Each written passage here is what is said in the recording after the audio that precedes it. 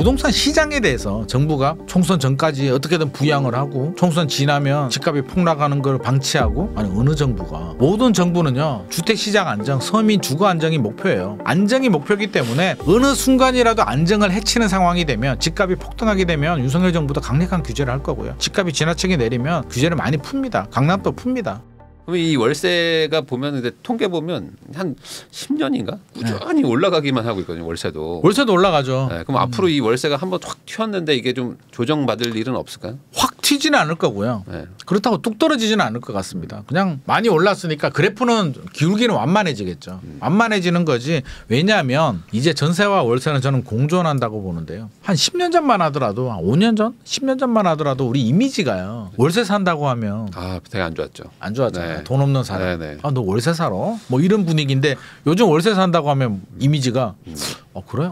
쟤 뭐 사업해가지고 뭐 좀 뭐 세금 좀 틀려고 하나? 네. 강남에 월세 사는 분들 많죠. 돈 좀 있나? 뭐 오히려 사업하나 보다. 오히려 그렇게 생각해요. 네. 그래서 어떻게 보면 월세가 정상이고요. 전세는 대한민국에만 있잖아요. 전 세계적으로 월세밖에 없거든요. 그렇죠. 일본, 네. 미국 다. 전세가 좀 이상한 제도예요. 대한민국에만의 이상한 제도이기 때문에 월세로 가는 거는 저는 시대적 흐름이라고 봅니다. 저 개인적으로는요, 월세 시대로 가는 게 맞다고 봅니다. 왜? 사실 세입자가 왜 집주인한테 전세금, 전세 보증금을 빌려주고 이 불안한 시스템에 거주를 해야 되냐고요. 물론 안전하게 돌려받으면 좋긴 하지만 시대 흐름을 본다면 저는 점점 월세 비중은 늘어나는 게 정상이고 그렇게 가야 된다. 다른 선진국들이 바본가요? 바보여가지고 전세 제도를 도입 안 한 건 아닐 거잖아요. 그렇게 바라본다면 이 불안전한 전세 제도가 시간이 지나고 이제 대한민국이 선진국 반열에 올라갔기 때문에 당분간은 공존을 하겠으나 점점점 월세 비중은 저는 늘어나는 게 정상이고 그렇게 가리라고 보여집니다.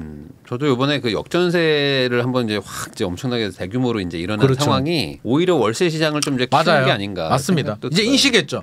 전세가 이게 위험한 거였구나. 발생하기 전만 하더라도 우리 뭐라 그러는, 대부분 세입자들 그랬을 겁니다. 전세? 당연히 돌려받지. 네. 당연히. 근데 지금 생각해 보니까 뭐가 당연이야. 은행에서 보증해 주는 것도 아니고요. 집주인한테 친구가 돈 빌려달라면 빌려줍니까? 절대 안 빌려주잖아요. 아마 뭐 100만 원, 500만 원 이런 돈이야. 친한 친구면 못 받을 수도 있어도 그냥 술 사준다 생각할 수는 있지만, 몇 억이라면 아무리 친해도 안 빌려주거든요. 대표님 빌려주시겠습니까? 친구가 빌려달라면. 그렇죠. 아무리 친해도 그건 안 되는 거예요. 빌려줘서도 안 되는 거예요. 그런데 왜 집주인한테는 몇 억의 돈을 계약서 한 장 쓰고 빌려줄까요? 돌려준다라는 믿음이 있기 때문에. 또 주택 그 임대차 보호법 때문에 안 되면 경매 넘기면 되지라는 믿음 때문에 하는데, 우리 경험했잖아요. 경매 넘겨도 안 되잖아요. 전세가율이 높고 깡통 전세 생기면 경매 넘겨도 안 되거든요. 이제 믿음이 깨졌기 때문에. 아파트는 그나마 괜찮아요. 전세가율이 50% 정도니까 사실은 아파트는 안전합니다. 그래서 제가 아파트는 강세가 되고 회복이 된다고 제가 자신 있게 말씀드리는 이유가, 전세가율이 50% 정도 되면은요 깡통 전세가 생길 수도 없고요. 생겨도 경매 넘기면 됩니다. 지방의 일부 아파트인데 전세가율이 높은 곳이 있어요. 그런 것들은 좀 위험할 수는 있죠. 우리가 말하는 건 일반적인 전세가율 50%를 말하고요.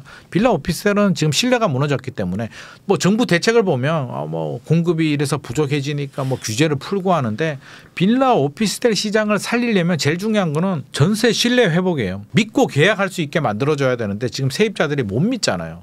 불안해서 어떻게 믿어요. 어제도 제 그 친한 선배 형이 전화 왔더라고요. 아파트인데도 집주인이 지금 잠수를 탔대요. 전세 가율이 좀 높더라고, 얘기 들어보니까. 그래서 야, 잠수 탔는데 어떻게 해? 그래서 전세가 원래 그래. 원래 위험한 건데 그걸 몰랐냐고. 전세가율 따져봐야 된다고 제가 말씀을 드렸는데 그런 거죠. 그러니까 빌라 오피스텔 시장은 이미 신뢰가 무너졌기 때문에 월세 시대로 가는 속도가 아주 가속화될 겁니다. 월세가 정상이고요. 빌라 오피스텔을 전세금을 받아서 저는 무자본 갭 투자하는 거에 대해서는 저는 절대적으로 반대하기 때문에, 잘 돼가 올라가면 좋은데 안 되면은 뒷감당 할 수 있어야죠. 그럼 능력 되는 사람이 하면 괜찮겠지만 그게 안 되는 사람들이 그렇게 하면 본의 아니게 자기도 전세 사기범이 돼버리니까 해서도 안 되고요. 앞으로 월세가 더 가속화될 것이고, 아파트 같은 경우는 전세와 월세가 공존하지 않을까 싶습니다. 사실 그 집주인이 은행에서 대출을 받아서 그 다음에 이제 월세를 그게 주는 원래 게 정상이에요. 정상인데, 그게 정상이에요. 예전에는 이제 우리나라 이제 뭐 금융 제도가 좀 약간 좀 부실하고 하니까 그렇죠, 그냥 맞습니다. 개인끼리 돈 거래했던 거잖아요. 그렇죠, 바로 그겁니다. 그러니까 이제 우리도 이제 선진국 반열에 들어왔고 선진화되고 있기 때문에 서서히 이제 금융 시스템도 선진화되지 않나 싶습니다. 요즘에 경매 물건이 지금 되게 급증하고 있다. 서울도 그렇고 막 다 아파트도 막 늘어나고 있다. 그래가지고 이제 못 버티는 사람들이 이제 막 경매로 막 다 던지고 이러는 분위기가 오는 거 아니겠느냐. 이렇게 보시는 분들도 있는데 경매 물건의 어떤 증가 이런 거 뭐 어떻게 좀 봐야 될까요? 아니 경매 물건 증가되는 것도 당연한 거 아닌가요? 그러니까 우리가 생각해 보면 다 정상적인 흐름인데 이거를 왜곡해가지고 아주 막 일부는 너무 급등으로, 일부는 너무 폭락으로 이게 극단주의가 저는 문제라고 보는데 왜 당연하냐면 아니 시장 분위기가 지금 막 좋은 거 아니잖아요. 네. 그러면 경매 물건이 왜 나오는데요? 은행에 돈을 빌렸는데 돈 못 갚는 분들, 네. 그렇죠? 또 세입자한테 전세금 반환 못 해가지고 세입자가 판결문을 받아서 강제 경매 넘기는 경우 그런 경우라잖아요. 일반적으로. 네. 그럼 은행 돈을 왜 못 갚았을까요? 뭐 고금리에 여러 가지 상황이 있었겠죠. 여러 가지 뭐 투자를 많이 했는데 안 되거나 그런 분들이 2022년 따지고 보면 2021년부터 PF는 문제가 됐고 2022년, 2023년 2년 됐잖아요. 버티보려고 노력했겠죠. 네. 우리 가장들이 혹시라도 회사에서 실직을 당하면 가정에 바로 위기는 오지 않거든요. 퇴직금도 받고 고용보험 뭐 그런 것도 좀 타잖아요. 네. 하고 있는 돈 안 되면 신용대출도 좀 받고 예금 좀 깨고 1년 버티고 2년 버텼는데 재취업이 안 돼요. 그러면 진짜 위기는 3년 차에 오잖아요. 네. 마찬가지죠. 대출이자 내려고 노력했겠죠. 연체도 되고 뭐 은행하고 협상도 하고 했겠죠. 그거 안 되니까 벌써 2022년, 2023년 2년 지났잖아요. 1년 반, 2년 지났기 때문에 지금 이런 물건들이 늘어나는 거는 저는 지극히 정상적인 흐름인데 이거를 마치 뭐 부동산 시장이 폭락을 해가지고 또 막 이렇게 지나치게 왜곡하지는 말자. 이거 그리고 낙찰률은 왜 떨어지느냐? 아니 매수자들도 집값이 더 올라갈 것 같은 기대감, 시장 분위기가 있어야 되는데 요즘 분위기가 그렇지 않잖아요. 네. 이런 분위기에 미친 듯이 막 달려들지는 않죠. 진짜 좋은 거 위주로. 이제 옥석 가리기잖아요. 2021년은 사실 우리가 약간 좀 패닉 바잉, 집값이 올라간다는 공포감이 크게 지배가 됐던 그런 상황이고 지금은 그런 패닉이 아니기 때문에 시장을 냉정하게 봐요. 냉정하게 보면 경매도 이 물건 가격, 급매물 가격 여러 가지 따져봤을 때 적정하냐를 따져보고 경쟁력이 있는 단지들은 지금 또 들어가죠. 사람들이 들어갑니다. 그래서 꼬마 빌딩 또 진짜 좋은 거는 또 경매 낙찰되잖아요. 그러니까 이제는 시장의 수요자들은 냉정해졌고 버티던 사람 중에 못 버티는 물건들이 경매로 나오고 있기 때문에 경매가 뚝딱하면 나오는 게 아니잖아요. 짧으면 6개월, 길게는 1년 전부터 문제가 됐던 물건들이 나오고 있으니까 저는 뭐 지극히 정상적인 흐름이고요. 이런 흐름은 조금 더 이어질 것 같습니다.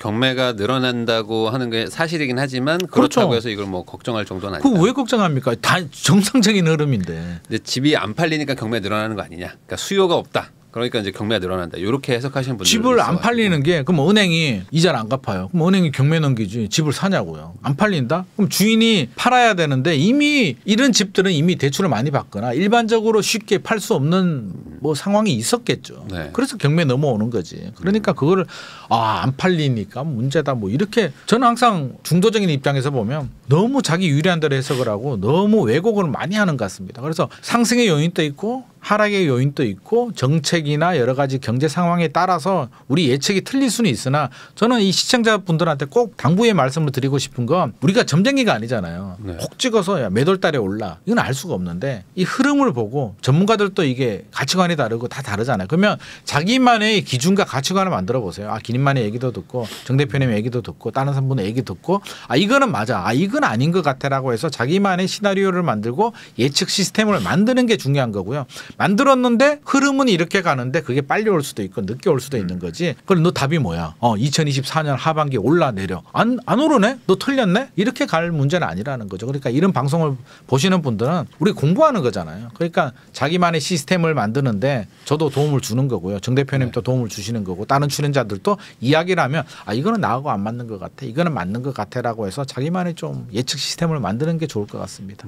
그러면 또 그 총선 이후에 하락 얘기하는 또 그런 주장도 있거든요. 왜냐하면 왜냐면 이제 총선까지는 이제 끌고 간다 어쩔 수 없이. 그러니까 PF 얘기인가요? 그러니까 그거의 어떤 그 기반은 그런 것 같아요. 이미 지금 뭔가 터질 수밖에 없는 상황을 이제 정부가 이제 그러니까 억지로 PF? PF도 그렇고 뭐 가계 대출도 그렇고 뭐 끌고 가계부채. 가다가 4월 지나면 사실상 뭐 그다음에 뭐 이제 뭐 그 대선까지도 뭐 시간도 있고 하니까 그 4월 이후에 좀 뭔가 이게 터지지 않겠느냐 뭐 이런 얘기도 있는데 PF는 그럴 수는 있죠. 네. 그러니까 PF가 총선 전에 터지면 안 되니까 PF는 어떻게든 총선 전까지 막으려고 노력을 할 거고요. 총선이 지나면 아마 본격적인 수술을 해서 아마 못 버티는 사업장, 이건 안 되는 사업장 같은 경우, 그런 업체 같은 경우는 아마 워크아웃이 좀 더 많이 나올 수는 있는데 PF는 그럴 수 있는데요. 부동산 시장에 대해서 정부가 총선 전까지 어떻게든 부양을 하고 총선 지나면 집값이 폭락하는 걸 방치하고, 아니 어느 정부가, 모든 정부는요, 윤석열 정부도 마찬가지고요, 문재인 정부도 마찬가지고, 옛날 뭐 박근혜, MB, 노무현 정부 다 마찬가지입니다. 주택시장 안정, 서민 주거 안정이 목표예요. 대통령이 뭐 보수면 집값 올라가는 게 좋고 진보면 내려가는 게 좋습니까? 전혀 아닙니다. 안정이 목표이기 때문에 어느 순간이라도 안정을 해치는 상황이 되면, 집값이 폭등하게 되면 윤석열 정부도 강력한 규제를 할 거고요. 집값이 지나치게 내리면 규제를 많이 풉니다. 강남도 풉니다. 그러니까 메커니즘은 그런 메커니즘이고, 총선까지 버티고 총선이 지나면 뭐 터진다. PF는 뭐 그렇게 컨트롤, 물론 총선 전에 터지면 안 되니까 컨트롤할 수 있으나, 그러면 윤석열 정부 이제 최근에 국토부 장관이 바뀌었습니다. 네. 박상우 장관으로 바뀌었는데, 원희룡 장관이 있을 때 원희룡 장관이 집값 올라야 된다고 얘기한 적이 있습니까? 아니요, 오히려 뭐 조정해야 된다. 조정해야 된다는 얘기를 계속했고요. 2023년 1월에는 워낙 심각했기 때문에 풀어준 거고요. 새롭게 취임하신 박상우 장관께서 뭐라고 했습니까? 집값 비싸다, 조정해야 된다고 얘기를 합니다. 그래서 절대 부양하지 않고요, 오히려 조정해야 된다라고 얘기를 하거든요. 그 얘기는 지금 집값이 뚝뚝 떨어지면 이런 얘기 안 합니다. 일단은 중간 정도, 0, 굳이 뭐 통계를 본다면 지금 0 정도거든요. 네. 주택 그 변동률을 보면 0 정도이기 때문에 이 정도면은 뭐 안정적이네, 우리가 크게 신경 안 써도 되겠네. 그리고 안정되는 게 정상이잖아요. 제가 국토부 장관이라도 안정된다는 시그널을 줘야죠. 그러니까 뭐 총선 전에 그러고 총선 지나면 가계부채가 터진다. 대한민국이 물론 가계부채가 많은 건 사실입니다만, 이게 컨트롤이 안 되고 터질 정도로 관리가 안 되냐, 저는 대한민국이 그렇게 허술한 나라라고 생각하지 않고요. 그런 거는 있는 것 같습니다. 약간 정치 성향에 따라서 또 마음에 드는 분, 마음에 안 드는 분이 있는데, 마음에 안 드니까 좀 더 부정적으로 보는 경향도 있을 것 같습니다. 그러면 가계부채가 이전 정부 때는 괜찮았냐? 그때도 늘어나고 있었고요. 지금도 늘어나고 있고요. 그렇죠. 아마 다음 정부 되면 더 늘어납니다. 가계부채 늘어나지 줄어듭니까? 이 많은 신축 아파트들 한 뭐 30만 원씩 공급이 되잖아요. 20에서 네. 30만 원. 그 아파트들 중에 세입자는 전세대출을 받을 거고요. 집주인이 들어가면 담보대출 받잖아요. 자기 돈으로 들어가는 사람은 어디 있습니까? 그럼 30만 원에 대한 그 전세자금 대출, 담보대출이 가계부채 아니에요? 늘어나는 거죠. 가계부채가 늘어나는데, 가계부채의 진짜 중요한 거는 관리, 이게 연체율이 얼마나 되고 상환 능력이 되느냐를 봐야 되는데, 노무현 정부 때도 잘한 게 뭐예요? 우리는 미리 LTV 뭐 본의 아니게 LTV DTI를 해가지고 미국처럼 막 90% 100% 대출 안 해줬잖아요. 네. 그 후로 계속 그 기조를 유지했거든요. LTV 늘어났을 때는 70%, 문재인 정부 때는 오히려 낮췄죠. 관리하고 있어요. 그래서 자기 능력을 벗어나서 미국처럼 서프라임 모기지로 터지는 것처럼 90% 또는 뭐 100% 이렇게 대출 안 해줬단 말이에요. 그래서 그렇게 위험하지 않다. 절대 100% 위험하지 않아. 100은 없죠. 뭐 어떤 문제는 있을 수는 있고, 네. 항상 여러 가지, 미국이 막 마약하고 뭐 난리도 아니잖아요. 미국 망해. 미국 망하는가요? 어두운 면이 있는 반면에 또 긍정의 면이 있는 거고요. 부동산도 마찬가지죠. 부정의 요인이 있죠. 안 좋은 것도 있죠. 또 긍정의 요인이 있는 거지. 이게 결합이 돼서 이게 아울러서 돌아가는 거지. 이거 뭐 가계부채가 문제가 되니까 터져. 총선 지나고 터져. 지금까지 안 터지는 게 총선 지나고 갑자기 터뜨리나요? 정부도 안 터뜨리려고 노력을 할 거고요. 지금 또 그래서 스트레스 DSR을 하는 거고요. 관리는 계속 들어갑니다. 그래서 저는 그런 상황이 발생하면 굉장히 심각한 상황이고요. 터져서도 안 되고요. 터지면 서민들이 더 피해를 봅니다. 오히려 부자들이 더 좋아요. 부자들은 또 이게 쓸어 담는단 말이에요. IMF 때 부자들이 돈 벌었잖아요. 네. 그러니까 그런 일들은 저는 우리 서민들을 위해서도 절대 생겨서는 안 되고, 정부도 철저하게 관리를 하고 막을 것이다. 제가 꼭 정부 관계자예요. 대변인 같이 대변인 갑자기 또 대변을 불러주는 거 아닌가 싶습니다. 이번에 어제 출마하시네?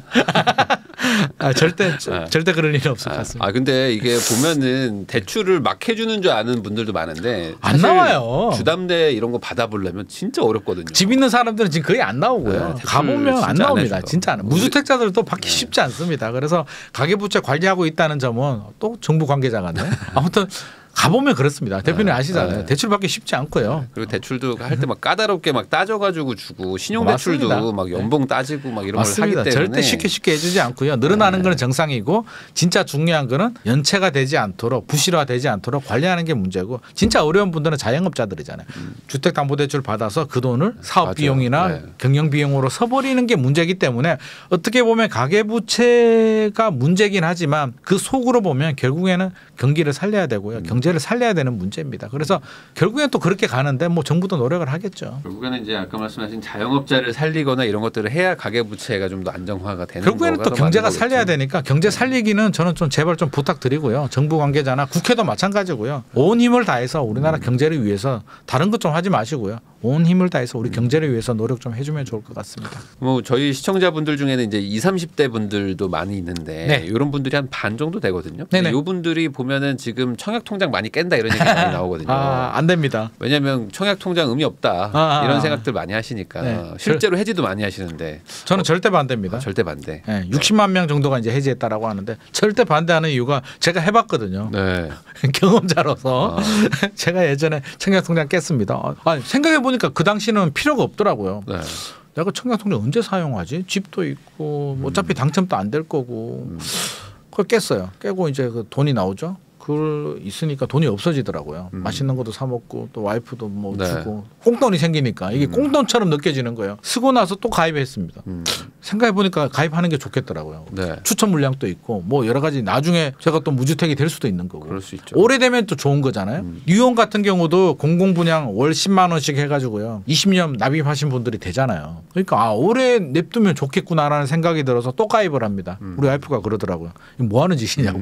왜 했다 안 했다 그러냐고. 너 지금 뭐 하냐 그러는데 그러니까 제가 해봤잖아요. 그러니까 그냥 가지고 가십시오. 왜? 진짜 절박하신 분들 있잖아요. 그걸 해지해가지고 그 돈이 꼭 필요하신 분들. 그런 분들은 해지하셔야죠. 그러니까 그 돈이 없으면 안 돼. 이런 분들은 해지하세요. 진짜. 근데 그런 분들 아니라면 그 돈이 내 인생에 큰 영향 주지 않잖아요. 맛있는 거 사 먹고 백 하나 사면 끝나거든요. 그러니까 가지고 가시는 게 좋고 오래 냅두면 반드시 효자가 된다. 묵힐수록 효자가 되고요. 더더군다나 제가 해지하면 안 되는 이유. 2024년에 주택 드림 통장 나오잖아요. 청년 네네. 주택 드림 통장이 나오는데 금리가 이자 금리가 4.5% 줘요. 월 100만 원씩 납입할 수 있거든요. 네. 최대 50만 원까지인데 100만 원까지 납입이 돼요. 이 통장이 좋은 게 그냥 통장 자체로 4.5%예요. 접근 금리가. 네. 4.5%면 재테크 아니에요? 재테크인데 괜찮죠. 좋은 건 청약의 기회를 준다는 거죠. 청약 통장인데 에다가 또 2025년에 아마 시행될 것 같은데 주택 드림 대출도 해줍니다. 분양가의 80%까지 2.2% 대출해줘요. 이 드림 통장이 있는 분들은 주택 드림 대출까지 받을 수 있단 말이에요. 분양가의 80%까지 2.2% 거저잖아요. 근데 굳이 해지? 근데 왜 해지하잖아? 나 통장 있는데 해지하고 드림 통장? 드림 통장 중에 청약 통장은 두 종류가 있어요. 우대형이 있고요. 일반 종합 통장이 있는데 우대형을 가지고 있는 분들은 자동 전환됩니다. 그러니까 해지하면 안 되죠. 그러면 나는 그냥 종합 통장인데 자격 요건이 되면 신청하면 또 전환이 됩니다. 그러니까 해지하고 가입하면 기간이 날아가잖아요. 네. 그러니까 신청해서 물론 나이 제한이 있죠. 만 34세. 아까 2030이라고 하셨으니까 자격 요건이 되시는 분들은 있는 분들은 신청하시고 우대형 통장은 있으면 전환되고 없는 분들은 가입하시고 2024년에 정부가 혜택을 줍니다. 이런 혜택은 받아 드시는 게 저는 절대적으로 좋다. 우리는 못 하잖아요. 네.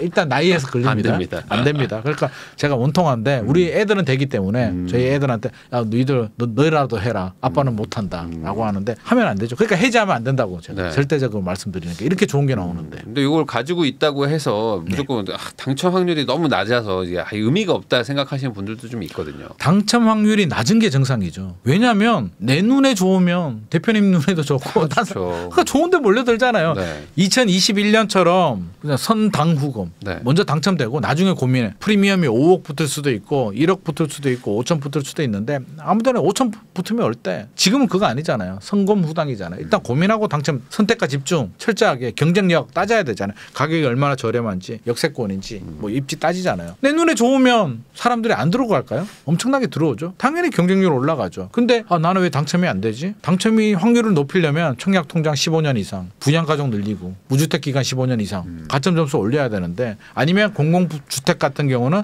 납입 금액이 뭐 20년 이상 납입해야 되는데 내가 그렇게 안 되잖아요. 안 되니까 안 되는 거죠. 하지만 안 되는 건 아니잖아요. 추천 물량도 있고 네. 확률이 낮은 거지. 로또보다는 좋잖아요. 로또는 800만 배 1이고 이거는 네. 보통 150대, 200대 1 네. 좋은 거는 굉장히 높은 거 아닌가요? 물론 쉽진 않지만 제 주변에 실제로 봤어요. 2021년 분위기 좋을 때잖아요. 네. 그때 추천 물량으로 당첨된 사람이 있거든요. 그러니까 몇 번 도전했냐 그러니까 67번 도전. 네. 그러니까 중간에 포기할 만도 한데. 그러니까 박수 쳐줬어요. 67번 지성이면 감천인데 67번 도전하면 그래 되는 게 정상이야. 운이 좋으면 30분 만에 될 수도 있습니다. 그러니까 보통 제가 보니까요 한 3번, 4번 하고 포기하시더라고요. 나는 안 돼라고 하는데 안 되는 게 정상이다. 계속 도전하자.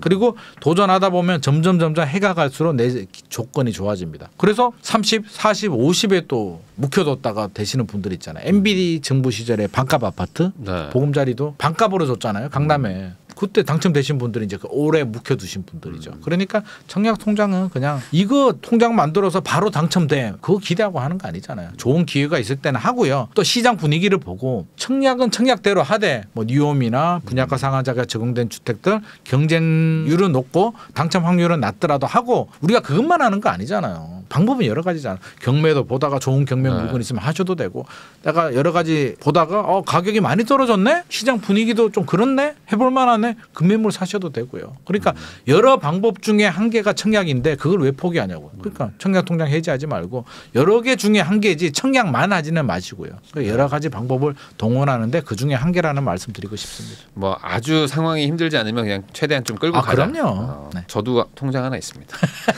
그러니까 해지할 이유가 없습니다. 네. 구독자 은행원 그분이 구독자여가지고 만들어 달라고 그래가지고 근데 어느덧 한 2, 3년 넣었어요 벌써. 그래서 계속 가지고 가려고. 계속 가져가는 게 좋습니다.